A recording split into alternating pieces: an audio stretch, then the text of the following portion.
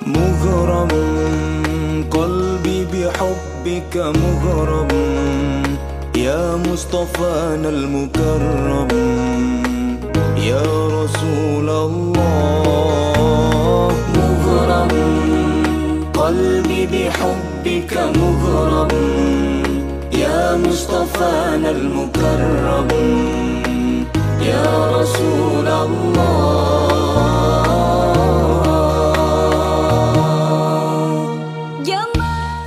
Assalamualaikum warahmatullahi wabarakatuh. Kali ini kita sudah bersama dengan Gus A'la. Yani tadi kita sudah melaksanakan pertemuan halal halal sekaligus rapat koordinasi pengurus pondok pesantren se-Kabupaten Gresik penerapan new normal. Nah, langsung saja kita bersama Gus A'la. Bagaimana persiapan new normal untuk pesantren terutama di Kabupaten Gresik ini, Gus? Oke, kami harapkan bagi semua santri sebelum kembali ke pesantren, santri-santri ini harus dikarantina secara mandiri oleh para wali santri di rumah masing-masing minimal selama 2 minggu. Dan nanti ketika kembali ke pesantren, para santri diharapkan membawa surat kesehatan dari puskesmas setempat. Setelah itu nanti ketika para santri kembali di pondok, di gerbang pondok sudah disediakan oleh pondok masing-masing, disediakan termogan, hand sanitizer sebelum santri ini masuk ke pesantren. Dan juga nanti ketika salaman dengan kiai diharapkan Pak Kiai ini memakai sarung tangan agar lebih terjamin keamanannya. Jadi ada mungkin dengan protokol kesehatan seperti itu, Gus, ya, memakai APD dan lain-lain.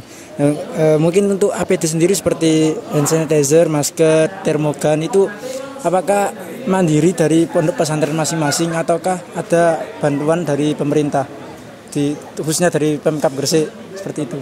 Oke. Selama ini Pemkab belum ada komunikasi dengan kita, jangankan bantuan, ya, komunikasi aja tidak. Makanya nanti hasil dari keputusan ini akan kita layangkan ke Pemkab bagaimana bentuk bantuan yang bisa diberikan oleh Pemkab kepada pihak pesantren, misalnya dari sisi APD-nya ataupun dari ketahanan pangannya. Jadi nanti pesantren mungkin akan dapat bantuan sembako khusus untuk para santri-santri. Ya, jadi hingga saat ini masih belum ada komunikasi dari Pemkab ke RMI sendiri seperti itu. Belum ada komunikasi dengan RMI secara langsung. Jadi kemarin kami diundang via telepon, katanya adalah rapat, ternyata hanya sosialisasi perbub, jadi tidak ada rapat. Dan di masa new normal ini mungkin ada beberapa aturan seperti pembatasan kegiatan sosial atau dan lain-lain. Dan mungkin sendiri di pondok pesantren sendiri apakah nantinya akan ada pengurangan atau pembatasan jam belajar atau kegiatan yang lain seperti itu?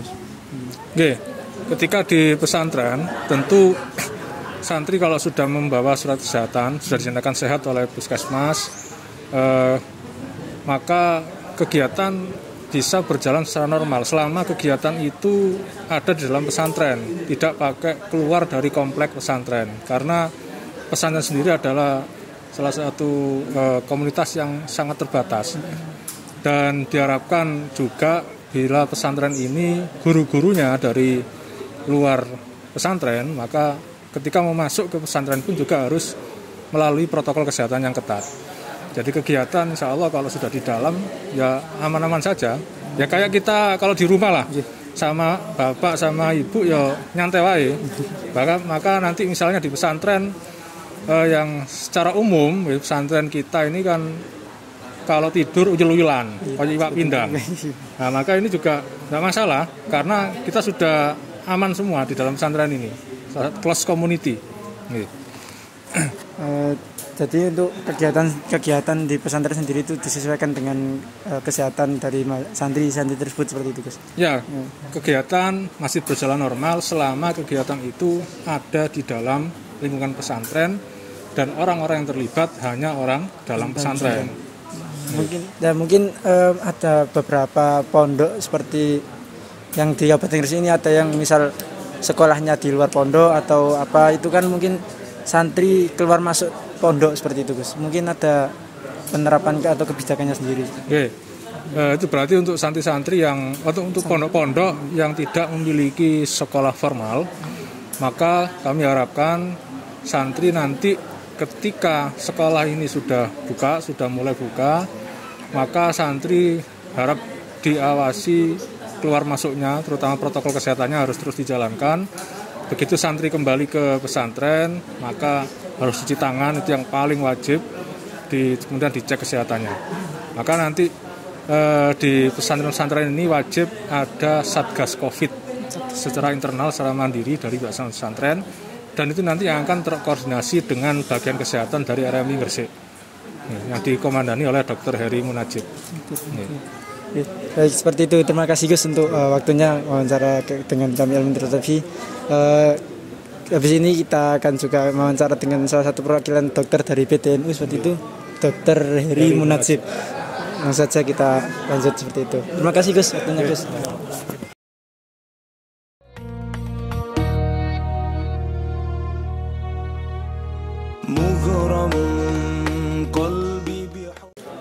Oke, hari ini kita sudah bersama dengan Dr. Heri Munajib dari PDNU, Perhimpunan Dokter Nahdlatul Ulama, seperti itu.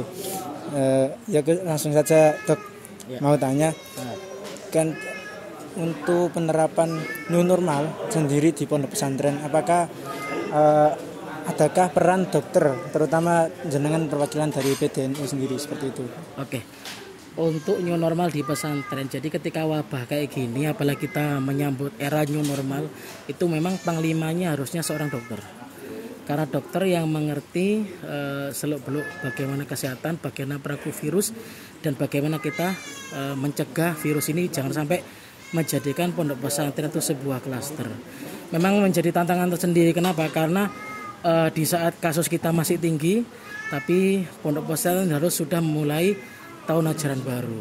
Nah ini loh, jadi kalau bukan panglimanya seorang dokter, mau siapa lagi? Itu kan nggak mungkin kiai, terlalu riskan. Terus mungkin ada beberapa langkah yang dilakukan oleh PDNU sendiri untuk kembalinya atau dimulainya aktivitas para santri. Jadi kalau dari sini, baik untuk PDNU kita bekerja sama dan berkoordinasi dengan RMI, di mana RMI kan yang membawahi pondok pesantren seluruh Gresik. Harapan ke depan kerjasama ini akan akan terus terbina sehingga proses new normal bagi pondok pesantren ini berjalan dengan bagus tanpa ada timbul klaster baru. Itu. Mungkin seperti yang tadi disampaikan oleh Gus Ala, Ketua RMI Kabupaten Gresik, ada satgas sendiri di pondok pesantren, masing-masing pondok pesantren. Mungkin dari dokter sendiri itu bisa dijelaskan? Jadi yang namanya kita berjalan pada satu sistem itu harus ada yang mengkoordinasi dan mengkomandoi. Untuk di sini mungkin dari RMI saya sendiri.